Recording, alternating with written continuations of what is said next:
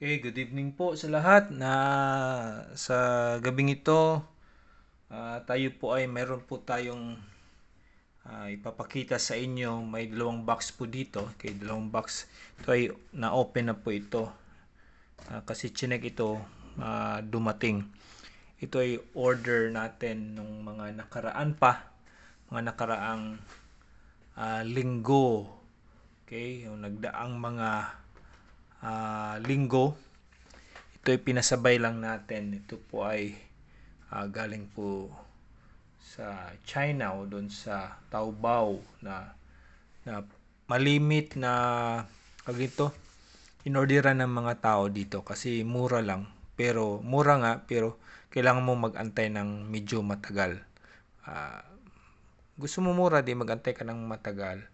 Pero kung gusto mo madalian, mayroon naman dito around nung pen, pero medyo mahal. Kaya nag-try tayo na mag-order. Kaya dumating ito kahapon lamang.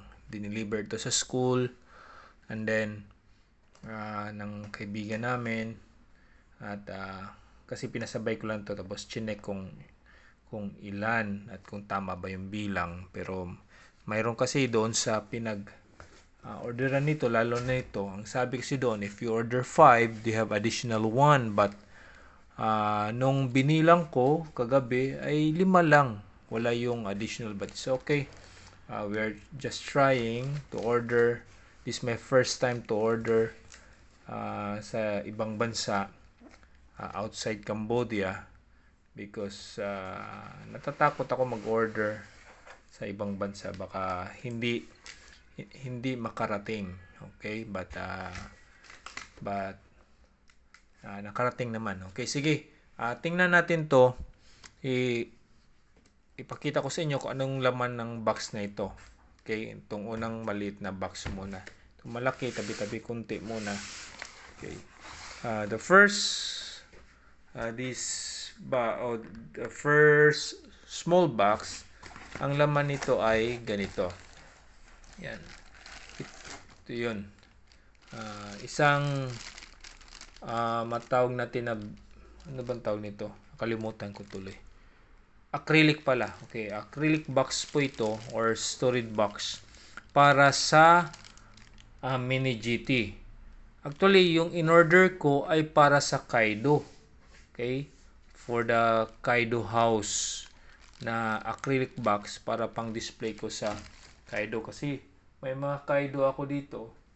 Okay, malaki kasi yung box ng Kaido nung nag-try ako ng isa. Okay, pakita ko sa inyo mamaya yung nabuo ko. Okay, bali ito yung laman nito. Okay, may sa isang box ay dapat 6 to, pero ang naibigay sa atin ay 5 lamang. Wala yung free. Na-scam ba tayo? Iwan ko lang. Okay, bali 4 lang to natira dito. 4 lang sa loob. Dahil yung isa nabuo natin. Okay, pakita ko po sa inyo kung ano yung itsura ng box or acrylic storage box. Okay, ito yun. Okay, yan. Ito yun. Okay, ito yun ang kapag nabuo mo. Okay, ito yung kinalabasan. Okay, nung try ko sa Kaido ay hindi pwede kasi malaki yung box ng Kaido, pang mini GT lang pala. Kaya no choice tayo dahil nandito na. Mayroon lang tayong dalawang mini GT, pero we're planning to add some mini GT cars. Okay? But I'm focusing to Nissan Salvia sa mini GT, but if we can find some o mayroon tayong makita na ibang magandang cars, let's try to avail or purchase. Okay, ito ay na-assemble na. Okay, ganyan to sa ibabaw. Kung mayroon itong lasty or mayroong rubber band, pag walang rubber band ito, matatanggal ito. Kaya kung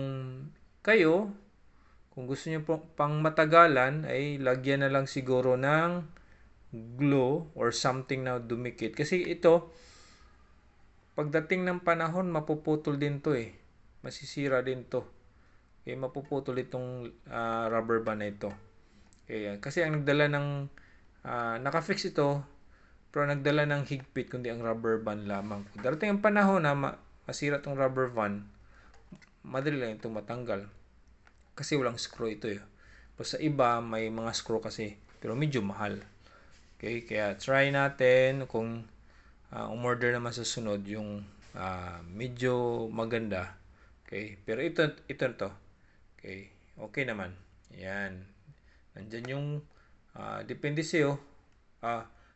Sa baba talaga yung box kasi malaki. And then yung car ay nasa itaas niyan. Bali ganyan siya. Ayan. Kita mo. Yung likod. Gilid. Okay. Pang mini GT lang talaga ang box na ito. But it's okay. Okay na lang. No choice. Okay. Kasi nandyan na. But pero okay lang dahil we're planning also to buy another mini GT car. Okay. Ayan. And then next. Okay. Next. Tabi natin to. The next box.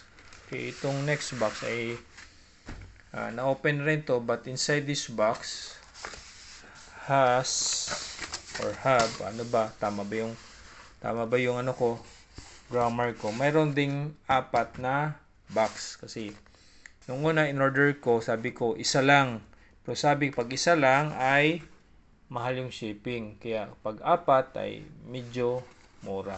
Okay, kaya in order ko ng 4. Okay, tingnan natin tong laman ng box na ito. Okay, tabi natin. Okay. At buksan natin tong isang box para makita nyo rin kung anong laman. Okay. Ito din ay isang storage box para sa mga loose na mga Hot Wheels. Okay. Loose na mga Hot Wheels. Okay. Ganun. Naka-bubble wrap na siya. And then may plastic pa. Okay. Acrylic pa rin ito. Yan. May lock dito. Mayroong stand dito. Kasi pwede mo tong pagdugtong-dugtungin. Okay. Hindi ganito yan. Dito lang. Yan. Hihilain mo to. At mabubuksan. Yan. Tapos, dito mo ilalagay yung mga loose muna Hot Wheels. Okay. Kuha tayo ng loose na Hot Wheels natin. Okay. Sige. Ito na lang. I have this. Okay. Check natin. Uy. Mayroon kasing glue or TikTok. Okay. Ayan. Bali, ganyan yung mangyayari. Okay. Diyan, lagay mo yan. Mayroon siyang 1, 2, 3, 4. Bali, 8 Hot Wheels or cars na pwede mong mailagay. Tapos, para hindi maggalaw-galaw, lagyan mo na lang ng pangdikit. Pandikit para dumikit din at hindi paggalaw-galaw. Yan, bali ganyan na. Okay, pag napuno or tapos sarado mo lang to. Ganun na. Okay, bali ito po ang mga bago nating mga storage box or acrylic box na pwede natin paglagyan ng mga Hot Wheels natin or mga tiny collection or cars collection natin. Okay, ito ay good for mini GT only. Then ito ay para sa mga loose car natin. Okay? Ayan. Sige. Hanggang sa muli po, yan lang po ang ipapakita natin. Yan lang po ang ma-share natin sa gabing ito, sa oras na ito.